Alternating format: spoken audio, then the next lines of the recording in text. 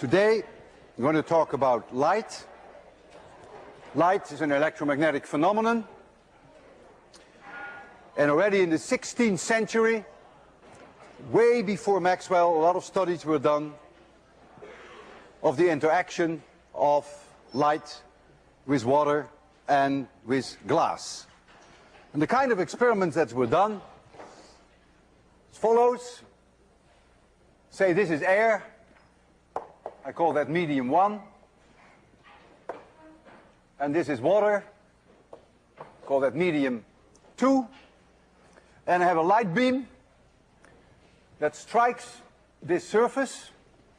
Light comes in like so, and I define this angle as the angle of incidence, and I call that theta 1. This is the normal to the surface, and we call that the angle of incidence. I will see now that some of that light is reflected with an L as in lion, and some of that light goes into the water, and we call that refracted with an R as in Richard, and this angle we'll call theta 2. And it was a Dutchman, Willebord Snellius, who in the 17th century found 3 rules that govern the relation between these 3 light beams. The first one is that this beam, and this beam are in one plane. As you see, that is my plane of the blackboard.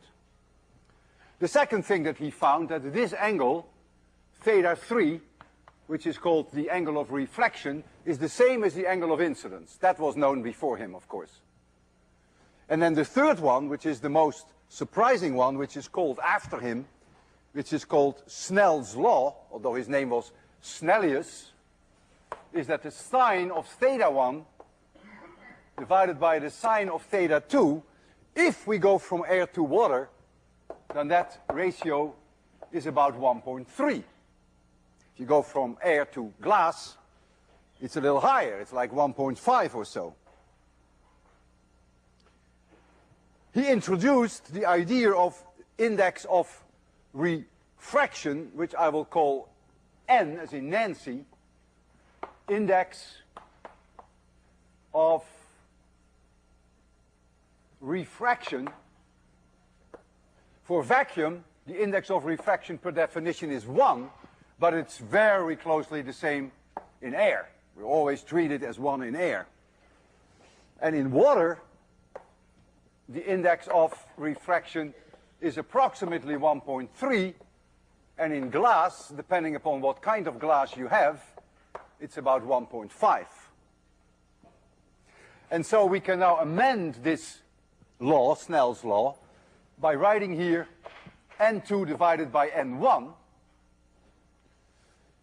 N1 being the index of refraction of the medium where you are, your incident beam, that's why I put a 1 here, and 2 being the index of refraction of the medium where you're traveling to.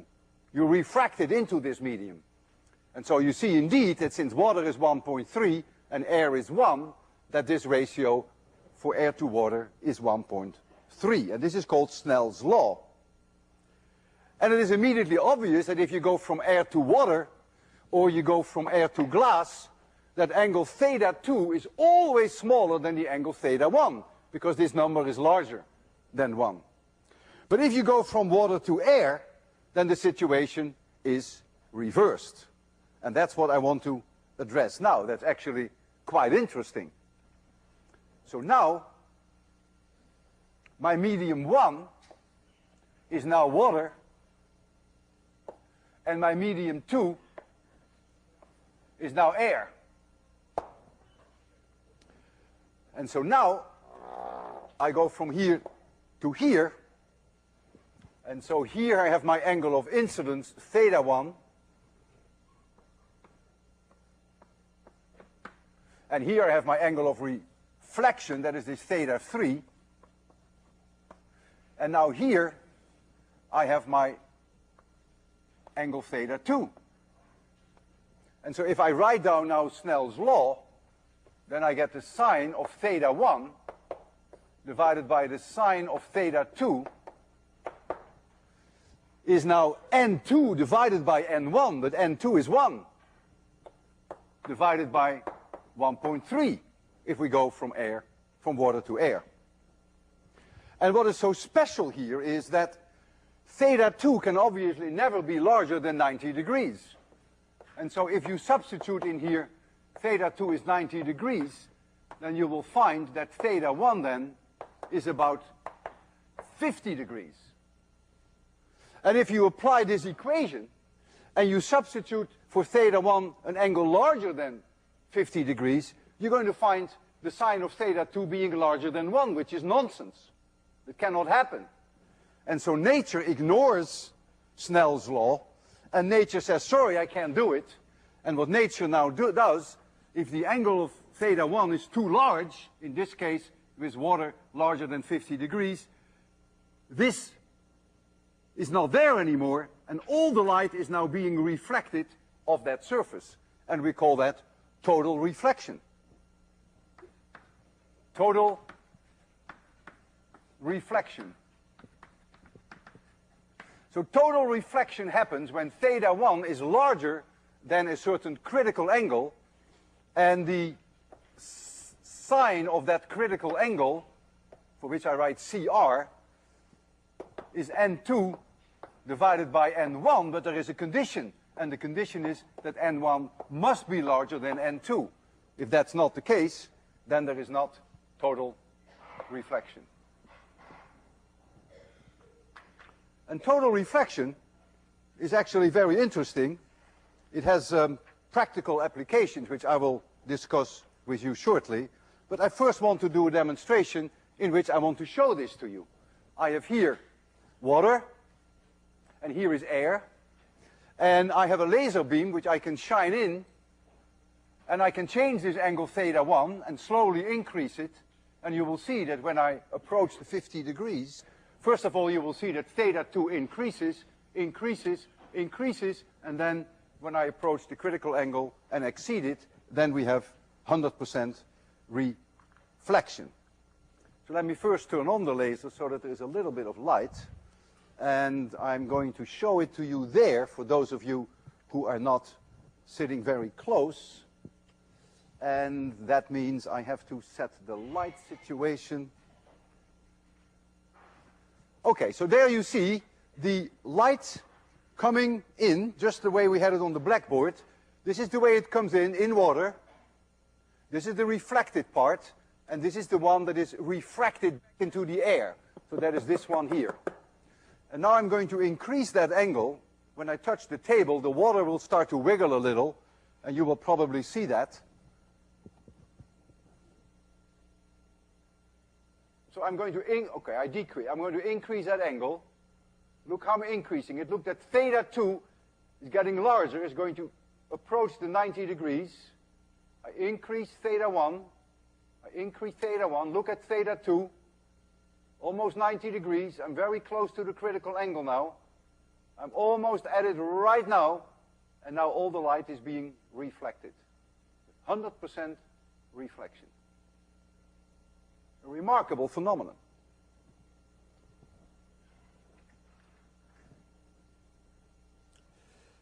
And this has practical applications. And we're going to show you some of these practical applications too. The most important practical application is fiber optics. If I have a fiber and it is properly designed, so this is a fiber,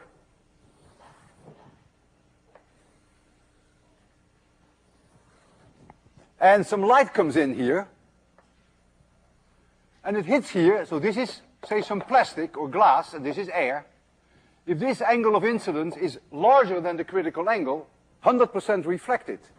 And so nothing comes out in the air, 100% reflected. Here, again, the critical angle is exceeded, and so 100% is reflected, and you can go through this whole thing for miles on end. You can put even knots in there.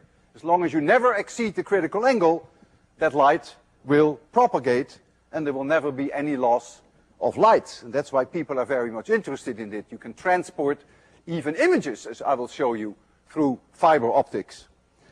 I have here a fiber optics which has 4,000 fibers in it, 50 microns in diameter each.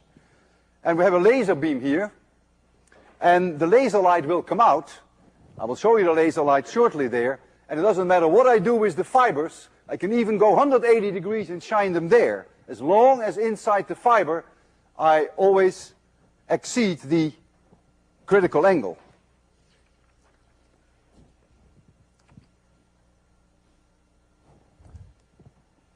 I don't want the television anymore, so we can turn this off. And let's here have the laser light. There it is. Here you see the laser light. Okay, now look at this bundle that I have here. I'm turning it into an absurd snake, almost like an S. All the light still comes out. So it goes all the way through. I'm going to turn it 180 degrees around, turn it to the wall there. There it is. So there's an amazing phenomenon that this light doesn't get out in the air. It stays inside the fiber. And that's the idea behind fiber optics. I have another application of fiber optics right here, which is very similar. You can send an image through fiber optics. This is my fiber optics now, thousands of small fibers. And I send a message in here, this side, an image. Could be a person, could be a text. And here we have a TV camera. And we can watch that image. On this side of the fiber appears that image. And this television camera will be able to see that image. And let's see whether we can show you that message.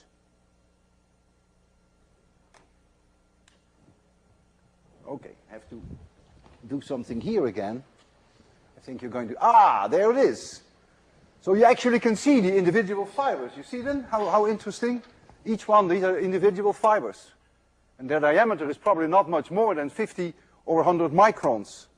Let's see what message there is for you. Oh man, exam 3. You don't want to hear about that, do you? Well, that depends on what the message says. Problem? No. No. Problem 1. Problem 1. The figure, below. I must have, that's the wrong message. I couldn't possibly meant to give you away the exam, of course. So I apologize for that I showed you the wrong message. But at least it demonstrated to you that you can send an image through fiber optics, even secret messages. Newton had an interesting explanation for Snell's law. Newton was the man of planets. He was the man of particles, masses, accelerations, F equals ma. And so his explanation came with particles. He says light are particles. So if this is the surface between, let's say, air and water, Newton argued as follows. If light comes in, it has a certain speed, v1. And therefore it has a horizontal component. And it has a certain vertical component.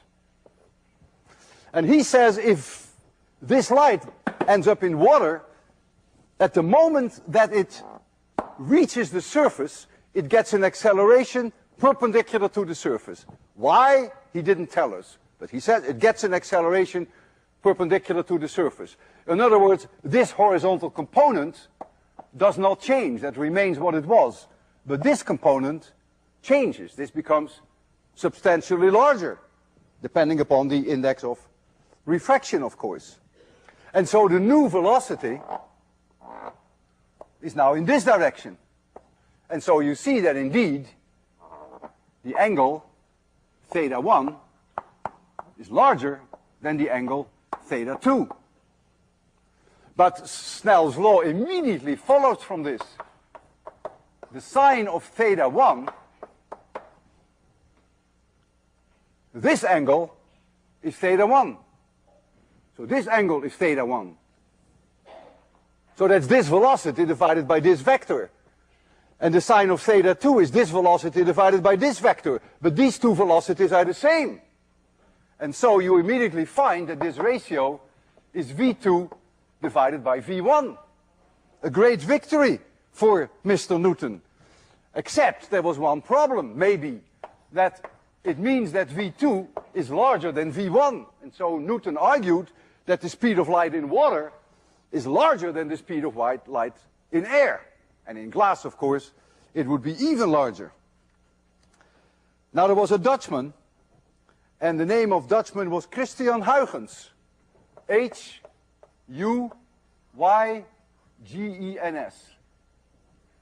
And this gentleman suggested that perhaps light are not particles, that they are waves. And this guy came up with a genius idea, which we now know as Huygens principle. At least you call it Huygens principle. But we don't call it Huygens principle. You see, this sound, UY, is pronounced in Dutch as ui. None of you can say ui unless you're Dutch. To make it worse, this sound you don't have either in English. That's a ch. None of you can say a ch unless you're Dutch. Let alone that you can say the combination Huygens. Anyone who comes forward to me after this lecture and who knows how to pronounce the word Huygens has to be Dutch. I will be kind to you and call it today Huygens principle. So Huygens came with the following idea. Here is a source of electromagnetic waves. And these electromagnetic waves propagate out in a spherical way. Not unreasonable. And so you even see here the wave crests. And so he defined the surface at the leading part of the wave, where all points are in phase. He called that the wave front. So this is the wave front. And he now postulated that each point of the wave front individually oscillates at the same frequency as the source and produces spherical waves. We call them secondary waves, often also called wavelets. And that the envelope of the wave front of these secondary waves is now the new wave front. So it works as follows. Each point that you can choose as many as you want to, starts to oscillate at the same frequency as the source and produces on its own spherical waves. There they go. And the new wavefront is then here. And this is called Huygens principle. Of course, he doesn't give any explanation of why these points do that. He hypothesized that. And this principle can explain Snell's law in a very easy way. I want you to read up on that in your book. And you will see that it is very easy to explain Snell's law with this principle. Except that now you will conclude that the sine of theta 1 divided by the sine of theta 2 is V1 divided by V2. And therefore, Huygens predicted that the speed of light in water is lower than the speed of light in air, whereas Newton predicted that the speed of light in water would be higher than the speed of light in air. So the question now was, who was right? Are lights particles or are they waves? Well, the wave-particle idea of light has been a very long-standing issue in physics. And I will show you, I think next week, or maybe after the exam, how Young in 1801 conclusively demonstrated that light are waves. So it looked like Huygens was going to be the winner. On the other hand, I showed you last lecture that light can behave like particles, photons, bullets, tomatoes, radiation pressure. That's particles. Mass, the whole thing, the whole ball of wax. And so maybe Newton was right, maybe they are particles. Well, they're both right. There are times that you can actually interpret what you see best by assuming they're waves, and that there are times that it's much better to assume that they are particles with mass, like in the case of the radiation pressure. But of course, the key question now is, who was right in terms of the speed of light? Is the light going faster in water than Newton was right, or is the light going slower in water than Huygens was right? Needless to say that the Dutchman was right. The speed of light in water is lower than the speed of light in air. When we derived the speed of light in vacuum, we used Maxwell's equations. And they allowed us to conclude that the speed of light, much to everyone's surprise, depends on epsilon 0 and mu 0 in a very simple way. I will call it for now V. That was 1 over the square root of epsilon 0 mu 0, and we call that C. If you had used Maxwell's equations as they are valid in materials, in dielectrics, and also in materials that have magnetic properties, then it would be exactly the same derivation, but you would have seen a kappa here, the dielectric constant, and you would have seen here the magnetic permeability. Kappa, if you're not in air, but in glass and water, it's always larger than 1. So you see in front of you that the speed of light in water is lower than the speed of light in air. This can also be written as C divided by the square root of kappa divided by kappa m, and we would nowadays simply write that as C divided by n. So the index of refraction is really the square root of the product of the dielectric constant and the magnetic permeability. Now kappa and kappa of m are very strong functions of frequency, and that's not so surprising, because at very high frequency the intrinsic electric and magnetic dipoles, which are being aligned by the alternating external fields, cannot follow quickly enough. A field wants to drive them in this direction, and it wants to drive them back and forward and back, and there's just not enough time to do that. And so you expect that at high frequencies the values for kappa are lower than at low frequencies, which is exactly what you see. In the case of kappa m, that's only important when you deal with ferromagnetic materials, because with paramagnetic and diamagnetic materials, kappa m is always 1 anyhow, or very close to 1. I have chosen water as an example to show you the dependence of kappa on the frequency. This is on the web, so you can download it and make yourself a copy.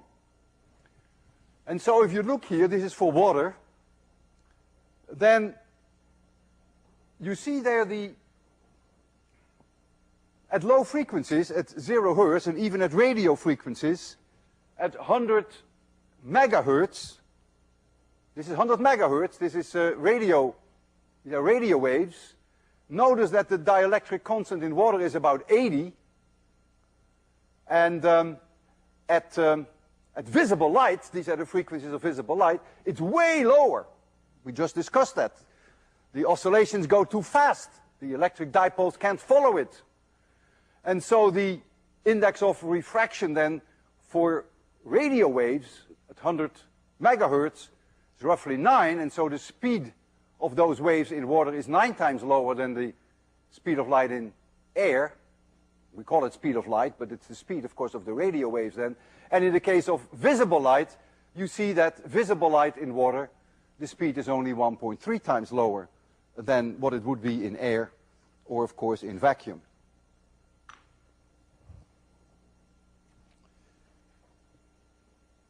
The frequency effect is very noticeable.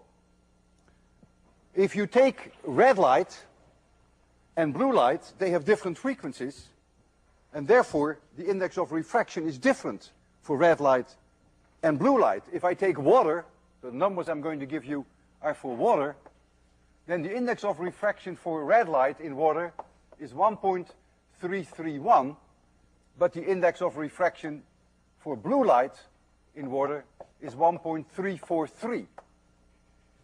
And we're going to use these numbers shortly to get a deeper understanding of the formation of the rainbows. That's behind this, of course. And so you notice that the blue light is 1% slower in water than the red light. And this phenomenon that you see there, that the speed of electromagnetic radiation depends on the wavelengths, depends on the frequency, we call that dispersion. It is a good thing that sound in air is not dispersive, because just imagine that high frequencies would travel faster than low frequencies, just as an example, or slower for that matter.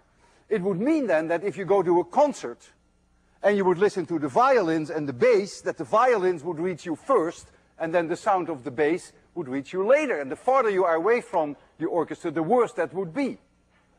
If the effect were very strong, here in 26-100, someone sitting in the back row could not even understand my words, because the high frequencies would reach that person at a different time than the low frequencies. So sound in air is non-dispersive. But glass and water are dispersive for light, and it's very noticeable.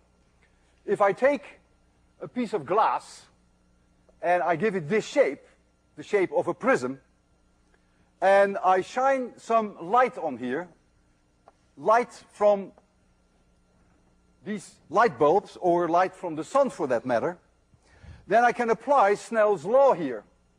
I know the angle of incidence, theta 1. I know the index of refraction. This is for water, but you can look them up for glass, of course. And then you will see there is a difference of the index of refraction for red light that there is for blue light. And so when you reach this side of the prism, again you have to apply Snell's law. And when you do that, you will see that the red light doesn't come out at the same angle that the blue light come out, but the two diverge. That is the result of the fact that the indices of refraction are different, but also the result of the fact that we have this particular shape, funny shape, namely that this side of the glass is not parallel to this side. And so if you put a screen here, you will see colors. You can make a spectrum. You can convince yourself that the light from these light bulbs is just not white light, but that it contains many, many colors. Well, it has to contain many colors, because if I look at that gentleman there, he's wearing a red shirt. Where do you think that red color is coming from? It must come from the light bulb, so there must be red light in there. The woman sitting next to him is wearing a green shirt, so there must also be green light in this light. And the same is true for sunlight. But the beauty is that making use of the dispersion, you can decompose the white light into the individual colors and make a spectrum. If you take a piece of plain parallel glass, which is window glass, then you're not going to see colors. Because if now I shine light on here, white light, from the light bulbs or from the sun, it is true that it will obviously refract in here. But when you apply Snell's law again here, then it will come out, all the colors will come out in the same direction. So the red light comes out here, and the blue light comes out in the same direction. And your brains are very special.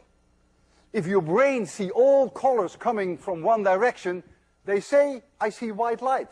Look at the light bulb. You say, oh, that's white light, but look at this gentleman, and you say, hey, it's red. It must come from that light bulb. So your brains are special in the sense that they think that the combination of many colors is white. And I can show that to you in a rather convincing way. You see here a disk, and I would assume that you see colors on that disk. If not, you have a problem. And I can fool your brains. What I can do, I can rotate that disk so fast that your brains get so mixed up that they're going to say to you, yeah, that's white light. So let me first give you some ideal light on that disk, and I'm going to spin it up a little. So you agree with me, right? You still see colors, yeah? Still see colors, right? Okay. You still see colors, right? Yeah. Yeah. It's as white as it can be for me. Not too surprising, right? The same situation when I look at a light bulb. All these colors are processed by my brains in such a way that they think, or they actually make you see white light. It's as real as you can have it.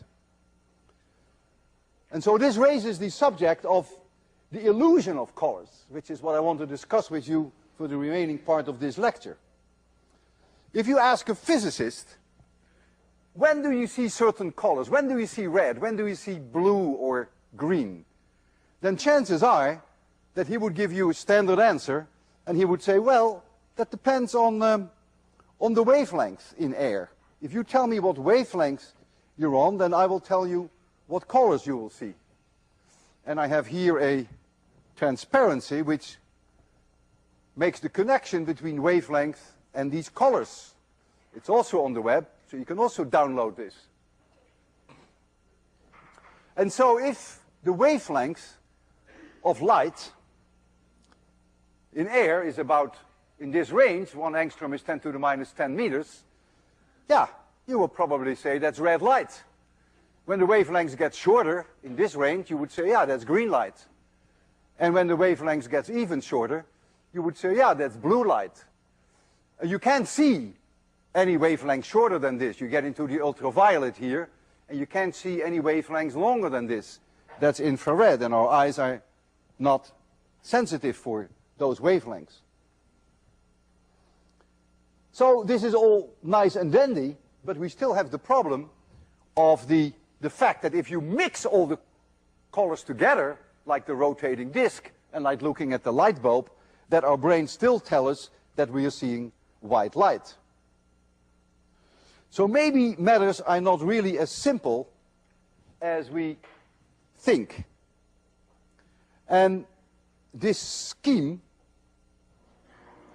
about colors has been worked out in quite some detail already in the 17th and in the 18th century, when it was discovered that there is such a thing as primary colors.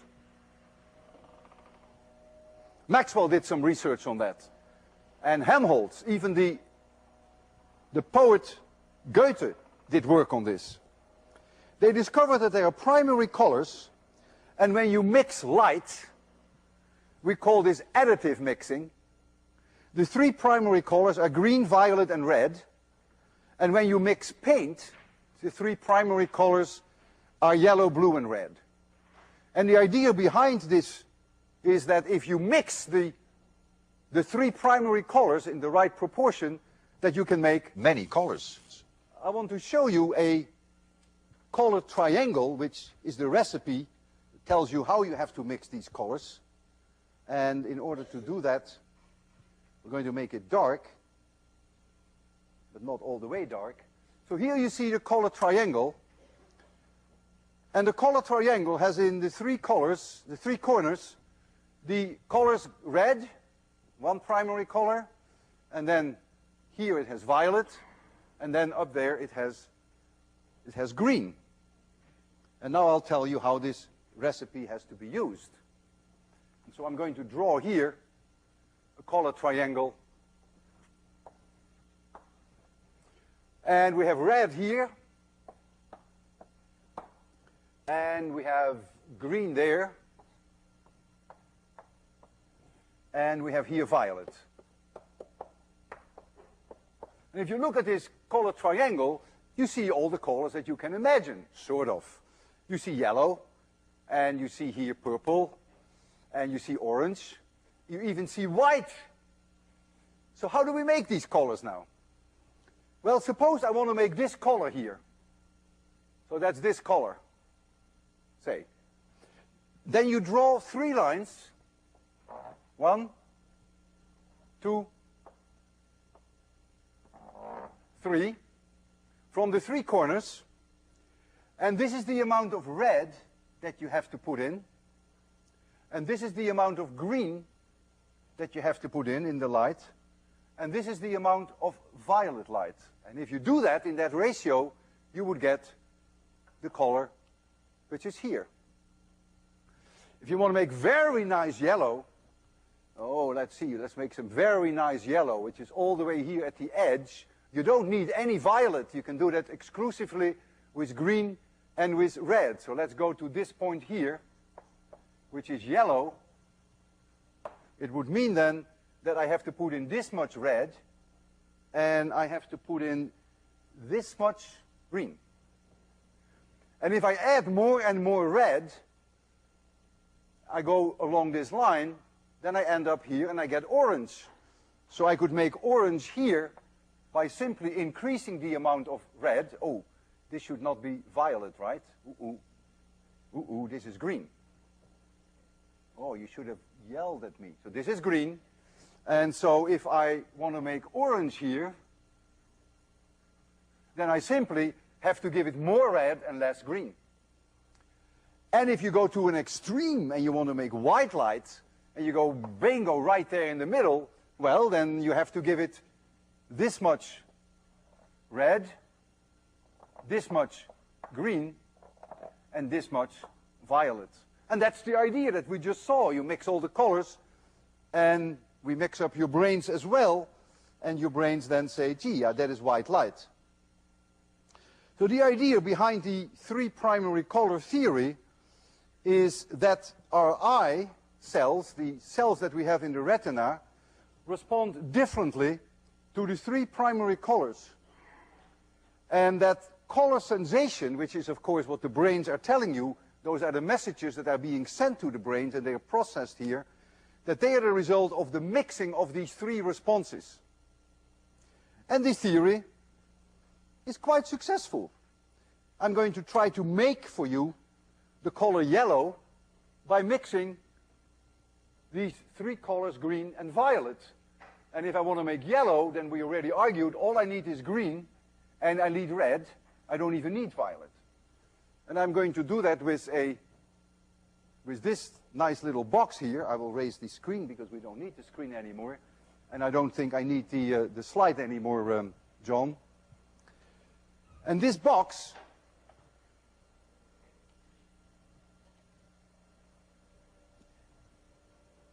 has three lights in there. Red, green, violet. And I can change the intensities. Yeah, I can show you. I can make the red less strong, and I can do the same with the green. I can make it less strong, and I can do the same with the violet. And so if I want to make, for instance, that yellow, then I can do that with green and red alone, and I have to give it a lot of green and a little bit of red. So a little bit of red and a lot of green. Adjust it a little. I see yellow. Don't you? Who sees yellow? Okay. Shall we make it a little orange and we have to give it a little bit more red? Yeah, I give it a little bit more red. Oh, it comes orange. See, so I'm marching now here, give it a little bit more red, and you make it orange. And what I can even do, I can give them all three the maximum strength, and I can turn it to white. So we'll fool the brains again. All these colors, like the rotating disc, like the light from the sun, like the light from the lights here. I think I see white light. Your color TV is based on this principle. You have three electron guns in your color TV. And there are three different chemicals on the screen of your television. And these chemicals are in the form of very small dots. And if electrons hit one of these dots, they become violet, and the other chemicals become green, and the other chemicals become red. And so the whole idea is now that each beam hits its own chemical dots. That's the way they arrange things. And by mixing the various intensities, you can mix the intensities with three primary colors, and you can see all colors on television. It works very well. Of course, if you haven't adjusted your television properly, you may have noticed that sometimes faces are reddish or faces are greenish. Well, that's a matter of just adjusting those three guns appropriately, and then you can be very successful, and it's very impressive. This three-color scheme works quite nicely. So in many cases, the three primary color theory is quite satisfactory. But there are cases where it fails bitterly. And those are the ones that I want to discuss for the remaining 10 minutes and 40 seconds. Already in the 19th century, it was known that there were problems with the three-color theory. Mr. Benham in 1895 invented a top which is named after him. It's called the Benham top. I have one in my office on my table. It is a top that has just black lines on it, no colors. You rotate it and you see colors. And we copied that top for you, and we have that here. This is a copy. It's a large copy. The top is only this small that I have. This is a Benham top. I hope you will agree with me that this is black and white. Any one of you see colors? Let me know now. I will ask you to leave then. Okay, so no one sees colors. Good. So now I'm going to rotate that for you, and you'll be surprised what you're going to see. So there is the Benham top, and I'm going to rotate it somewhere in the ballpark of about 7 hertz, 5 to 7 hertz. Let's take a look. Black and white. Hey, Popple-a-Pay, what am I seeing? I'm seeing colors, not very bright, but I am seeing colors. I see some rusty brown right there in the middle. And then I see something grayish green maybe and dark blue further out. Who sees colors? Who doesn't? Oh, you're colorblind then, that happens. Well, you see colors just with black and white rotating. And to make it even worse, I can reverse the disk. I first have to stop it, otherwise we burn out the motor. And I can reverse it. And remember, the rusty brown was in the center. Now we're going to rotate it the other way around. And look again what you see. You're now seeing the rusty brown near the edge. You see the colors reversed. A lot of research was done in this area.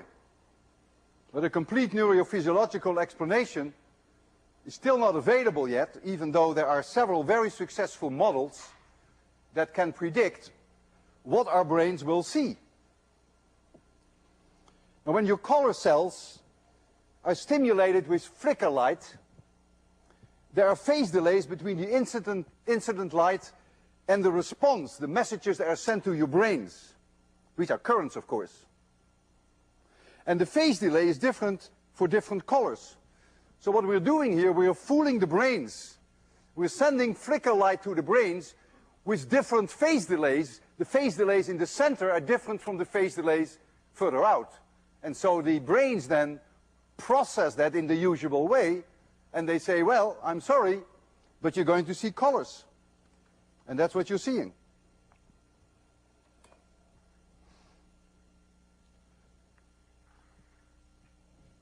The most fabulous example of where the three-color theory fails, or at least is very incomplete, is the work done by Edwin Land in the early 50s.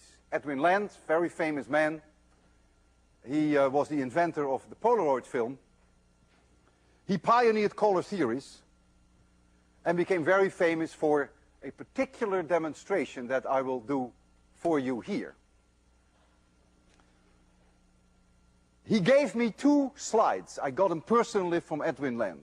And these 2 slides that I'm going to show you are black and white slides. That is non-negotiable. I'm going to show them to you. They're as black and white as this disk. He took one of those slides by taking a photograph of something. And what that something is, you're going to see very shortly.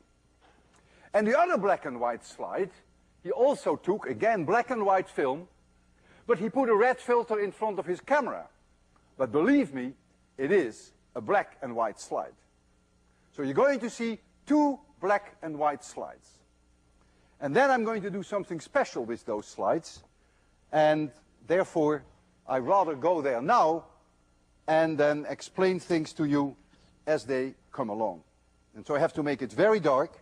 Oh, the screen has to come down, of course. We're going to need the screen because we're going to see slides.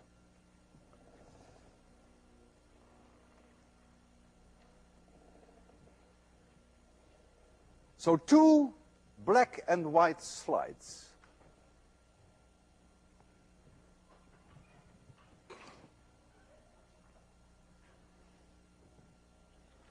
So the first black and white slide is this one.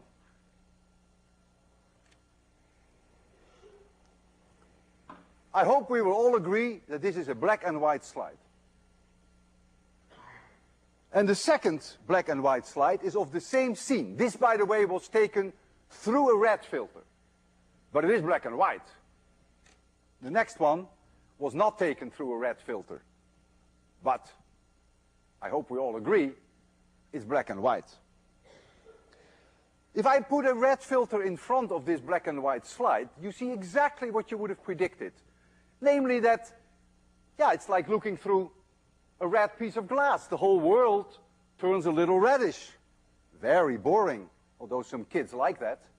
So this is what you're going to see. I can do the same with the other one. This is the one that Edwin Land photographed through a red filter. If I put a red filter in front of it, you're going to see what you expect. Reddish, pinkish colors. Okay. What do you think you're going to see if we project one black and white slide on top of the other black and white slide? Well, let's face it. Let's be down to earth. Black and white plus black and white will remain black and white. And that's what you see now. One is now on top of the other. You may not notice that, but I will take one away and add it again. Black and white plus black and white gives black and white. Now I'm going to ask you to sit very firm in your chairs, because you're going to fall off your chairs if you're not careful. I'm now going to put in front of the slide that Edwin Land took through a red filter, I'm going to put that red filter in front of my projector. Only through that slide. The other one remains as it was. And there we go. And now what do you see? You see colors. Is this a miracle? Well, maybe it is. I see yellow here. I see green here. I see some dark blue. Who also sees colors? Just say yeah. Yeah. Who doesn't? Good for you. Isn't this amazing? 2 black and white slides. That's all you're seeing, and then you see this silly red filter, which normally would give you only a little bit of pinkish reddish light. But when you put one on top of the other, something bizarre is happening in your brains. Your brains are so incredibly mixed up that they really think you're seeing yellow there. And they really make you think that you're seeing green there. A reasonable question now is to ask, if we took a picture of this, you take your camera with color film, what will you see? Will you see colors or will it be black and white? Yes, you will see colors, but the colors will be different from the way that you and I perceive them right now. So now you can ask yourself the question, well, what are now the real colors? The ones that you and I see, or the ones that our picture will record? Well, I think that's a meaningless question.